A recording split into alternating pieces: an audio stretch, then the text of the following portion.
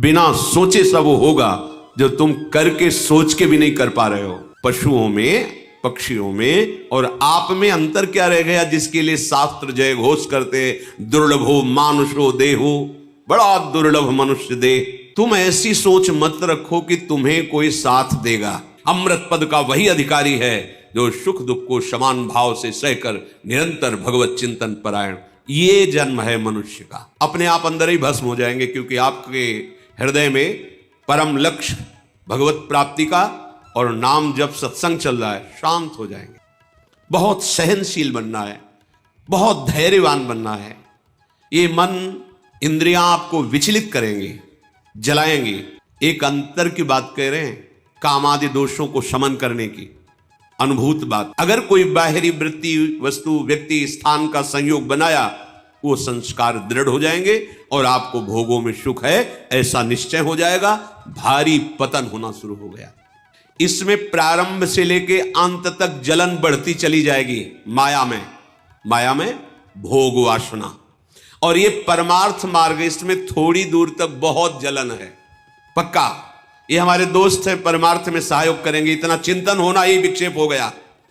अपने आराध्य देव से अन्य आश्रय नहीं, ये अंदर बैठा लो, बहुत निश्चिंत हो जाओगे। अब हमारे कल्याण में कोई संशय है? हमारा मंगल पता नहीं होगा कि नहीं होगा, ऐसी सोच का त्याग कर दो, क्योंकि अब हमारा परम मंगल होने का समय आ गया है। नहीं, हमें ये सौभाग्य न प्राप्त होता जो हमें लाडली जी की बिना किसी कारण, बिना किसी हेतु के ऐसी अपार कृपा का परिचय मिला है। अपार सुख देने वाले राधा नाम का परिचय मिला है। समस्त कर्म बंधनों को नष्ट करके दिव्य प्रेम प्रदान करने की सामर्थ्य वाले श्रीधाम वृंदावन का परिचय मिला है। महिमा सुनने को मिली है। इससे हमें विश्वास हो जाना चाहिए कि अब हमारा परम मंगल है। श्रीपाद प्रबोधानंद जी महाराज कह रहे हैं, हे भाई, देहेस्मिन् नति कुत्सिते त्यज व्यथाध्यासम यतः संस्मृति। ये जो तुम देह को बहुत अच्छा मान रहे हो, इससे बहुत ममता कर लिए हो, इसे अहम में बैठा लिए हो कि मैं स्त्री, मैं पुरुष, मैं कर्ता, मैं भोक्ता, ये तुम्हारे मलिन विचार हैं। अज्ञान के द्वारा मलिनता हो जाने पर इस शरीर में अहम बुद्धि हो जाती है, मम बुद्धि हो जाती है। ये मैं शरीर हूं, शरीर मेरा है, ऐसी अहमता ममता हो जाती है। इसी में सारे के सारे कुत्सित विकार रहते हैं, सारे के सारे पापाचरण इसी भाव में रहते हैं।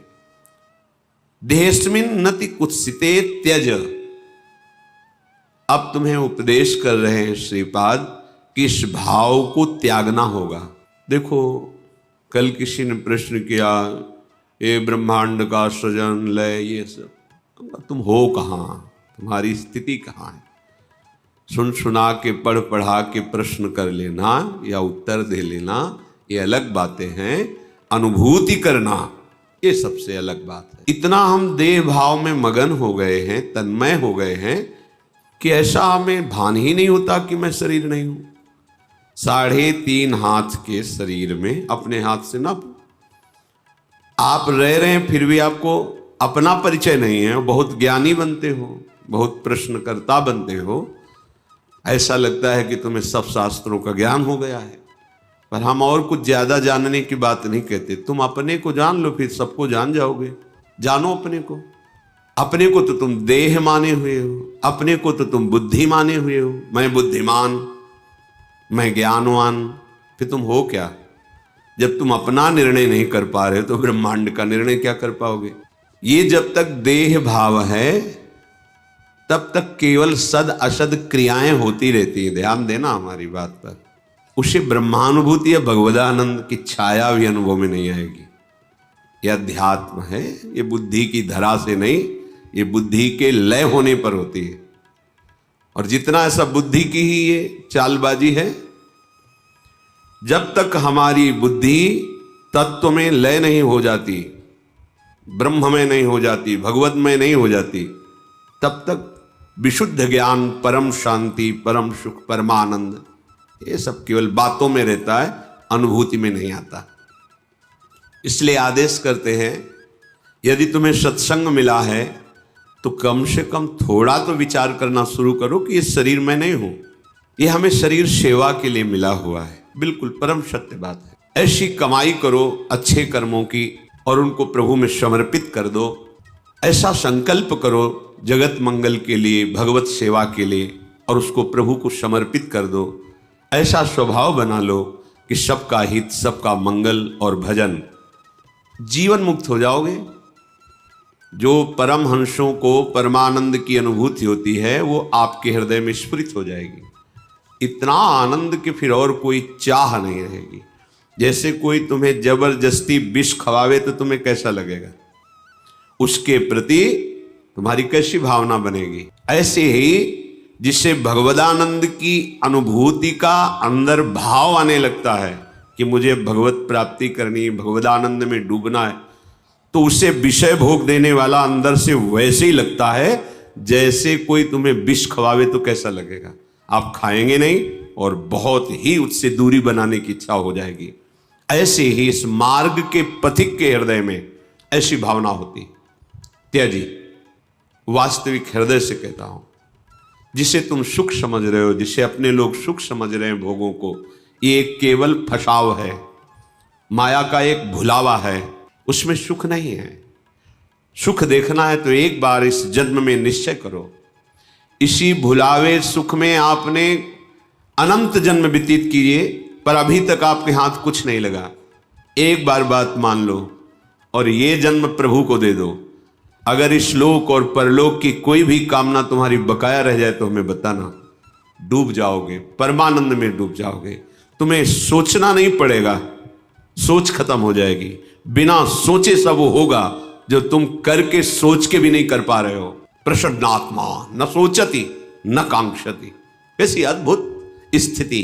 पर इसके लिए आपको ये छोड़ना पड़ेगा, ये जो कुत्सित शरीर में अहमता ममता, गंदी बातें देखना, सुनना, भोगना, ये छोड़ना होगा। क्योंकि इसको जब तक नहीं छोड़ोगे तो शरीर भाव तुम्हारा और पुष्ट होता रहेगा। शरीर भाव पुष्ट होता रहेगा तो जन्म मृत्यु, नाना प्रकार के दुख सुख ये आकर्षित करते रहेंगे। जहां आपने अधर्माचरण छोड़ा और भगवत चिंतन कर रहे, आपका हृदय निर्मल होने लगेगा तो ये शरीर अपने आप अलग दिखाई देगा। उसमें मैं शरीर नहीं हूं ऐसा चिंतन नहीं करना पड़ता, अपने आप ये अलग दिखाई देता है। मन बुद्धि अपने आप अलग दिखाई देते हैं, स्वभाव अपने आप अलग दिखाई देता है। और जब इन तीनों का बाध हो जाता है, स्थूल सूक्ष्म कारण, तो जो बचा वो अपना स्वरूप होता है। जब स्वरूप में तन्मय हुआ तो कुछ बचा ही नहीं, सब ब्रह्ममय हो जाता है। लगो, अनंत जन्म लगा दिए जहां तुम्हारे हाथ कुछ नहीं लगा। एक बार प्रार्थना मान लो, सब कार्य करते हुए। हम ये नहीं कहते कि आप सब छोड़ करके किसी गुफा में चले जाओ, समय नहीं है।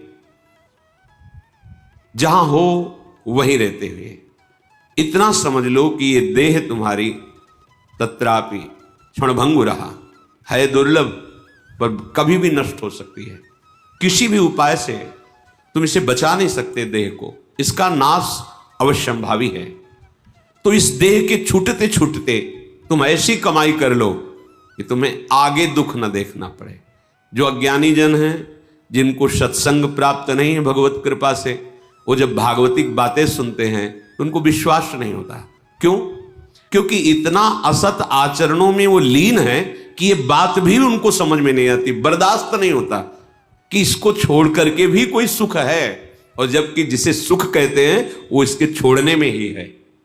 त्यागात शांति अनंतरम, सब शांति चाहते पर भोग के। और भगवान कह रहे जिन्होंने रचा है, त्यागात शांति अनंतरम, त्याग करते ही शांति का प्रादुर्भाव हो जाता है। वो शांति जो किसी भी स्थिति में विचलित ना कर सके, उसका ज्ञान प्राप्त होता है इस शांति से। और उस ज्ञान से वो अपनी इंद्रियों को, मन को अंतर्मुख कर लेता है। फिर जो उसे स्वरूप बोध होता है, फिर वो परम शांति मचिरेणाधिगच्छति। आप कोई भी द्वंद्व, महाप्रलय भी उसके हृदय में दुख पैदा नहीं कर सकती। ये है सुख जिसका कभी नाश नहीं होता।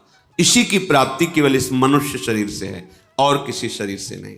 ये सब तो आप खुद देख लो, पशु पक्षी भोग रहे हैं, पशु पक्षी नींद ले रहे हैं, आहार कर रहे हैं, उनको भी भय है। देखो, उनको भी बाल बच्चा पैदा करने की प्रक्रिया मालूम है, उनकी भी संतानें होती हैं, वो अपने भी संतान से प्यार करते हैं, वो भी मेहनत करके दाना पानी ला के अपने बच्चे का पोषण करते हैं। आप में और उनमें अंतर क्या रह गया? पशुओं में, पक्षियों में और आप में अंतर क्या रह गया, जिसके लिए शास्त्र जय घोष करते, दुर्लभो मानुषो देहो, बड़ा दुर्लभ मनुष्य देह। ये दुर्लभता है कि वो शरीर राग और भोग राग त्याग करके परमात्म चिंतन नहीं कर सकते। आप कर सकते हो, आप परमानंद की अनुभूति कर सकते हो। ये क्षुद्र ओस कणों से प्यास नहीं बुझेगी। एक बार हिम्मत करके इस दलदल से निकलने की चेष्टा करो। तुम्हारे अंदर है सामर्थ्य, तुम अपनी सामर्थ्य को सत्संग के द्वारा जगाओ और इस दुष्ट इंद्रिय और मन पर संयम करके इनको वापस करो, हृदय देश में लाओ। ये घर से बाहर भटकते रहेंगे, कुछ हाथ नहीं लगेगा। मना खष्टान इंद्रियाणी प्रकृति स्थानी कर सती, ये घसीटते चले जाएंगे जहां अंत नहीं, ऐसी माया में लौटा लो। श्रीपाद कह रहे, बहिर्गत दृगंतर धैर्य मालम्य नित्य स्मृति रधिवश वृंदारण्य मन्यान अपेक्षा।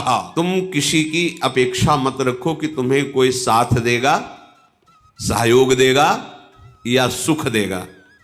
याद कर लो शब्द, ये ब्रह्म शब्द है। तुम ऐसी सोच मत रखो कि तुम्हें कोई साथ देगा, तुम्हें कोई सहयोग करेगा परमानंद प्राप्ति का, तुम्हें कोई सुखी कर सकता है। ये भ्रम हटा दो।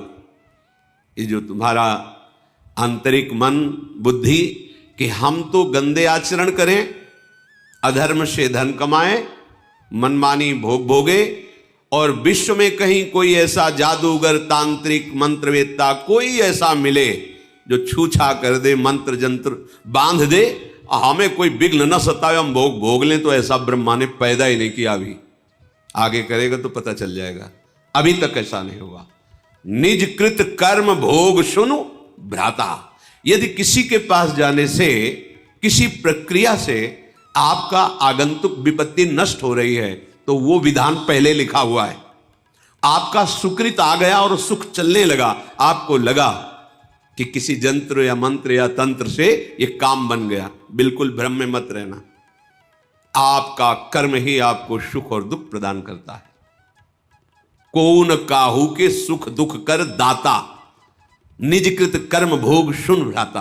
अब इस अध्यात्म की बात को कोई समझना चाहता है? नहीं।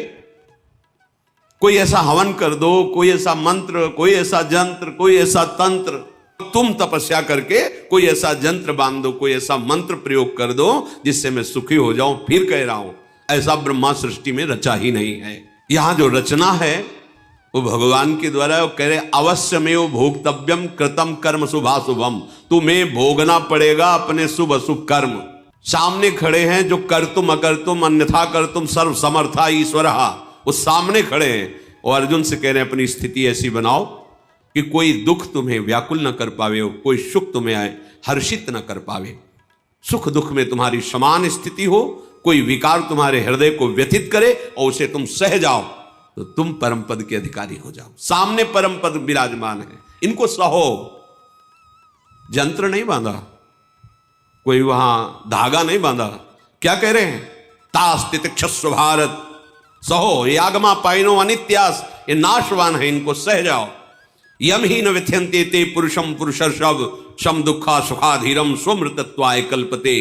अमृत पद का वही अधिकारी है जो सुख दुख को समान भाव से सहकर निरंतर भगवत चिंतन परायण। ये जन्म है मनुष्य का, इसीलिए मिला है। अरे बातुल भूत विवश मतवारे, भोगों में मतवारे, रजोगुणी तमोगुणी वृत्ति धारण करने वाले अध्यात्म को स्वीकार करेंगे क्या? अगर स्वीकार कर ले तो अभी मंगल हो जाए। उनकी समझ में आएगी ये बात, सब ऐसे ही है, क्योंकि उनको सत्य संसार लग रहा है, उनको मैं शरीर लग रहा है, भोग उनको सुखद लग रहे हैं। अब उस सुख को प्राप्त करने के लिए धर्म अधर्म कुछ नहीं देखना, बस भोगना है। ऐसे लोग कहीं अध्यात्म की बातों को समझते हैं, अध्यात्म उनके हृदय में कहीं प्रकाशित होता है सामर्थ्य, पर वो स्वीकार नहीं कर सकते। इसलिए बहिर्गत दृगंतर धैर्य मालंब, ये बाहरी दृष्टि छोड़ो, धैर्य पूर्वक चलो। इस मार्ग में या इस जन्म में जो हमें भगवदानंद की प्राप्ति करनी, बहुत हिम्मत वाला बनना है, बहुत सहनशील बनना है, बहुत धैर्यवान बनना है। ये मन इंद्रियां आपको विचलित करेंगे, जलाएंगे, आप चुपचाप शांत एक अंतर की बात कह रहे हैं, काम आदि दोषों को शमन करने की अनुभूत बात। आप किसी से कहो मत कि मुझे कोई विकार आ रहा है, मेरी बात मान लेना। ये हम अपने हृदय की बात कहते हैं, किसी से भी मत कहो कि मेरे अंदर विकार आ रहा है। उससे क्या होगा, जब आप किसी से कहते हैं और स्वीकार कर लेते हैं कि मेरे अंदर काम बहुत पीड़ा पहुंचा रहा है, तो उसकी सत्ता दृढ़ हो जाती है। ये तुम्हारी समझ में नहीं आएगी बात। ये असत हैं, इनका अस्तित्व तो नहीं है। ना असतो विद्यते भाव, इनका कहीं भी भाव नहीं है ही नहीं।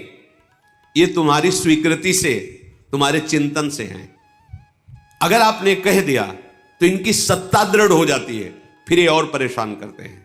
ना होने पर भी ये ठूठ का भूत है। शांत, हृदय जल रहा है, हृदय में प्रेरणा हो रही, गंदी दृष्टि करो, गंदी बात देखो, गंदी क्रियाओं में सुख, शांत, ना कोई चेष्टा और ना किसी को समझने दो। अपने आप अंदर ही भस्म हो जाएंगे, क्योंकि आपके हृदय में परम लक्ष्य भगवत प्राप्ति का और नाम जब सत्संग चल रहा है, शांत हो जाएंगे। कभी कभी अशुद्ध भोजन हो जाने पर, रजोगुणी तमोगुणी भोजन हो जाने पर इनकी प्रबलता नजर आती। शांत रहो, देख लो, कुछ ही घंटों में समन हो जाएगा। शांत रहो, ये अनुभव की बातें कह रहे हैं। शांत रहो, कोई चेष्टा मत करो। भजन बने बने लेट जाओ, सो जाओ चुपचाप, कुसंग मत करो। कुछ ही घंटों में अपने आप वो गुण टिकेगा नहीं, जो तमोगुण रजोगुण भोग वासना पैदा शांत हो जाएगा। अगर कोई चेष्टा की, अगर कोई बाहरी वृत्ति वस्तु व्यक्ति स्थान का संयोग बनाया, वो संस्कार दृढ़ हो जाएंगे और आपको भोगों में सुख है ऐसा निश्चय हो जाएगा। भारी पतन होना शुरू हो गया। बहिर्गत दृगंतर धैर्य मालंब्य, धैर्य पूर्वक सह जाओ, धैर्य का सहारा लो। कोई तुम्हें सता नहीं सकता। थोड़ा जलन बर्दाश्त करो, दोनों तरफ जलन है थोड़ी देर। ये मध्य में खड़े, इधर परमार्थ है अध्यात्म, इधर है मायामय मार्ग। इसमें प्रारंभ से लेके अंत तक जलन बढ़ती चली जाएगी। माया में भोग वासना, और ये परमार्थ मार्ग, इसमें थोड़ी दूर तक बहुत जलन है। क्यों? क्योंकि पूर्वाभ्यास भोगों के भोगने में सुख है, ऐसा हमने क्रियाएं की है, ऐसा हमने चिंतन किया है, ऐसी हमने सोच बैठा रखी। अब वो जब उधर की तरफ से रोका जाता है तो जलन पैदा करते हैं। उस जलन को सह जाना ही तपस्या कहते हैं। ताप को सहना तप कहते हैं। अपने संयम नियम पूर्वक भगवत मार्ग को पुष्ट करने के लिए जो जलन प्राप्त होती है, उसे सह जाना, वो महात्मा हो जाता है। ये थोड़ी दूर जलन के बाद अमृत में शांति है, और इसमें थोड़ा सुखद भाव आने के बाद सदैव जलन ही जलन है। अब जब दोनों तरफ देख रहे हैं कि हमें मरना ही है, जलना ही है, तो हम भोग करके जलन को बढ़ाने वाले मार्ग में नहीं जाते। भोग त्याग करके थोड़ी जलन सह के परम शांति के मार्ग में जाते। ये विवेकवान का निर्णय है। यदि आप ऐसे ही मन को छूट देते रहे, इंद्रियों को छूट में दे से, तो सहा नहीं जा रहा। भगवान दोनों की रचना की है, भक्ति मार्ग, अध्यात्म मार्ग और माया मार्ग। जाओ, फिर विचरो, भोगो। फिर कभी किसी युग कल्प में उनकी करुणा होगी, ऐसा संयोग बने ना बने कोई पक्का नहीं। बार बार तो बनत नहीं, यह संयोग अनूप। ये जो आज हमें संयोग मिला है, ये बाजी जीत जाने के लिए मिला है। वृंदावन धाम रसिकों का संग, प्रिया प्रीतम की उपासना, राधा नाम। अरे एक रजकण अत्यंत दुर्लभ वस्तु, जहां हम बैठे हैं, अपने लोग माइक वस्तुओं पर महत्व रखने वाले इस महामहिम वृंदावन की रज रानी का क्या महत्व जाने। सहना कैसे सहोगे, अब उपाय बता रहे हैं। बहिर्गत दृगंतर धैर्य मालंब्य। अय उपासक, परमार्थ के पथिक, तुम्हें किसी बाहरी से सहयोग नहीं लेना। ये अंदर से ही परमार्थ में सहयोग मिलता है, बाहर से कोई सहयोग ही नहीं। बाहर केवल विक्षेप है, सहयोग नहीं। पक्का ये हमारे दोस्त हैं, परमार्थ में सहयोग करेंगे, इतना चिंतन होना ही विक्षेप हो गया। अपने आराध्य देव से अन्य आश्रय नहीं, केवल हमारे साधन श्यामा श्याम, हमारे साध्य श्यामा श्याम। समझो, अध्यात्म को समझो, सब में भगवत बुद्धि, सबकी सेवा, सबकी अर्चना वंदना, कोई परेशानी नहीं, सहयोगी श्यामा श्याम, दूसरा नहीं। ये अंदर बैठा लो, बहुत निश्चिंत हो जाओगे। अब हमारे अंदर धैर्य आएगा, क्योंकि हमने बहुत बड़े का आश्रय लिया है। ये अंदर का विषय होता है। बहुत बहुत मंगलमयी बात। एक बार बकरियां चराने वाला बकरियों को जंगल में ले गया, तो एक हरी हरी पत्तियां चबाने में भूल गई अपने परिकर को, और उसका परिकर आगे बढ़ गया और संध्या हो गई। वो अन्य बकरियों को अपने घर ले गया।